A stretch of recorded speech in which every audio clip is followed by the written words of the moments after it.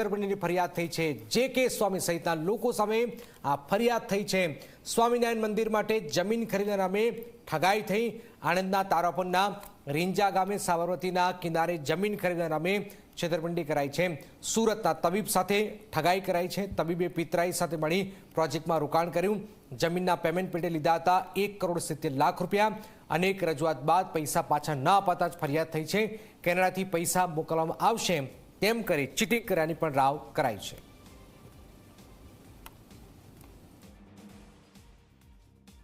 ફરિયાદી પોતે બાલકૃષ્ણ બાલુભાઈ હડિયા કે જેઓ પોતે ડૉક્ટર વ્યવસાય કરે છે અને એમના એક મિત્ર પરિચિત જમીન દલાલ થકી આણંદ પાસેની 700 વીઘા જગ્યા ખરીદી કરી અને તેમાં એ જમીન વેચાણ પેટે આ કામના આરોપીઓને વચ્ચે કમિશન પેટે પૈસા મળવાના એ રીતે ફરિયાદીને વિશ્વાસમાં લઈ અને 700 વીઘા જમીન પેટે ફરિયાદીએ 1 કરોડ રૂપિયા રોકડા આપેલા અને આ ગુનામાં અન્ય જે મદદગાર આરોપીઓ છે તેઓ સાથે મળી અને પ્રી પ્લાન કરી અને ગુનાહિત કાવતરું રચી ફરિયાદીના પૈસા પડાવી લેવા છેતરપિંડી કરવા અંગેની ફરિયાદ નોંધાયેલ છે। પાંખડની સ્વામીએ તેના મળતિયાઓ સાથે મળીને એક તબીબને કરોડો રૂપિયાનો ચૂનો ચોપડ્યો છે। આપની સાથે તબીબ જોડાયા છે। જી, શું છે સમગ્ર મામલો?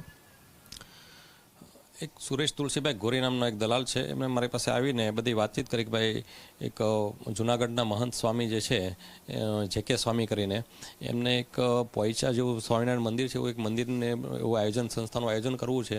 તો એ બાબત માટે આણંદ જિલ્લાની રીંજા ગામની 700 વીઘા જગ્યા માટેનો એમને બધો પ્લાન આઉટ બનાવી અને એની અંદર અમને ટોકન નખાવીને અમારી સાથે છેતરપિંડી કરેલી છે બધી રીતે।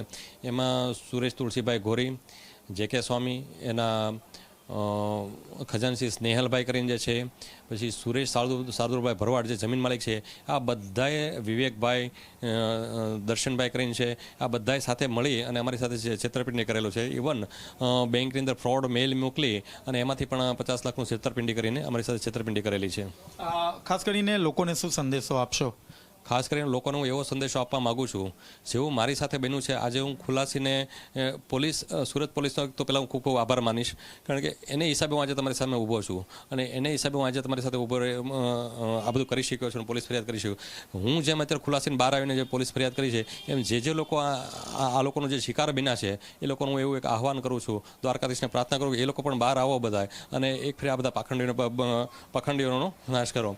કારણ કે હું સ્વામિનારાયણ ભગવાનને 10 વખત પ્રણામ કરું છું। એનું નથી કે સ્વામિનારાયણ સંસ્થાનો વિરોધી નથી, પણ જે સંસ્થામાં રહેલા આવા પાખંડીઓ જે છે, ભગવાધારીઓ જે છે, એનો પર્દાફાશ થવો જોઈએ અને જેથી કરીને સામાન્ય પબ્લિક જે ભગવાનનો ભરોસો કરે છે, ધર્મનો ભરોસો કરે છે, ધર્મના નામે આ જે પાખંડીઓ જે બધાને લૂંટે છે ને ઓલું કરે છે અને કંઈકના ઘરના દીવાઓ ઓલવી નાખે છે, એના માટે હું એક સંદેશો એક આપું છું કે જે કંઈ આના શિકાર બન્યા બધા બહાર આવો અને એક જાહેર જનતાને પણ એવું એક કહું છું કે આવા બધા પાખંડીઓથી દૂર રહેજો। અમે તો અંદર ભરાણા છીએ, લોભ લાલચની અંદર એ લોકો એવી રીતના ભ્રમિત કરી દે કે તમને બીજું કંઈ હિપ્નોટાઇઝ કરે કે તમને ખબર જ નહીં પડે કેવી રીતના શું કરવું છે।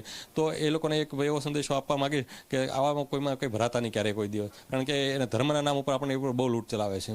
તો આપે જે રીતે જોયું તે રીતે જેકે સ્વામી સહિતના મળતિયાઓ સામે હાલ વરાછા પોલીસ મથકમાં છેતરપિંડીની ફરિયાદ નોંધવામાં આવી છે। હવે જોવાનું એ રહ્યું કે વરાછા પોલીસ ક્યારે આ પાખંડી સ્વામી અને તેના મળતિયાઓને ઝડપી પાડે છે।